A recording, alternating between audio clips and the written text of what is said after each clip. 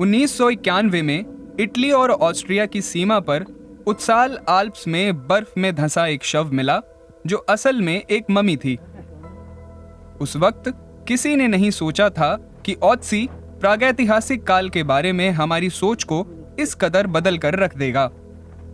1 साल के अंदर शोधकर्ताओं ने उसकी चीजें जैसे पजामा, जूते, तांबे के ब्लेड वाली कुल्हाड़ी और तीर कमान सब खोज निकाला। हमें इससे काफी कुछ समझ आया। हमें अब उत्सी के बारे में काफी कुछ पता है, जैसे जीवन 5300 साल पहले कैसा था, वो कहां से होगा, यहाँ तक कि वो कैसा दिखता होगा। लेकिन ओत्सी को सुरक्षित रखने वाली तकनीक 90 के दशक से वैसी की वैसी ही है। साउथ टिरोल पुरातत्व संग्रहालय में आने वाले लोग उसे एक कोल्ड चैम्बर में एक छोटी सी खिड़की से देख सकते हैं, जिसका तापमान -6 डिग्री सेल्सियस पर रखा जाता है और नमी लगभग 100% पर। हर 2 महीनों में ममी पर विसंक्रमित पानी का छिड़काव किया जाता है, जिससे उसकी त्वचा पर बर्फ की एक सुरक्षात्मक परत चढ़ जाती है। ये कूलिंग सिस्टम साल भर में 24 घंटे काम कर रहा होता है। इसमें बहुत ऊर्जा लगती है, फिर ममी को लगातार नमी भी चाहिए। हर तरह से इसमें काफी रखरखाव करना पड़ता है।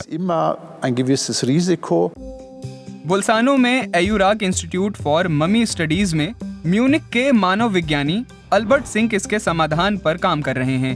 ये संस्थान इस क्षेत्र में एक जाना माना नाम है।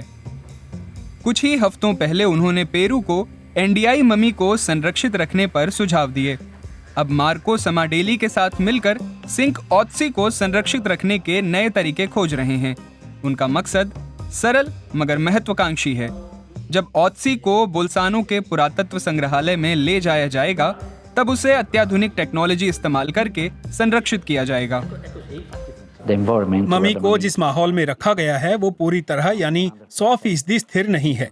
इसका मतलब है कि ममी लगातार शरीर से नमी सोख रही है।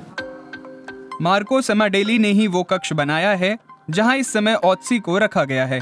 वो इस प्रोजेक्ट का महत्व समझते हैं, इसीलिए वो एक ममीकृत सांभर पर प्रयोग कर रहे हैं ताकि वो जान सकें कि क्या इंसानी ममी को सुरक्षित तरह से सुखा पाना मुमकिन है या नहीं। जानवर के नमूनों वाला एक कक्ष विशेष रूप से नियंत्रित किया गया है।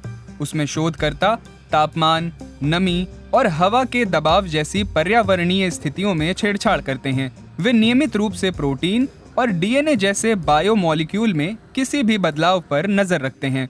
अगर ऊतक स्थिर और सूखा रहता है तो इसके मायने महत्वपूर्ण हो सकते हैं। आप ऐसा शोकेस भी बना सकते हैं जिसमें ज्यादा दिखता हो, जिसमें बच्चे और वयस्क हर कोई ममी को एक तरह से छू सके।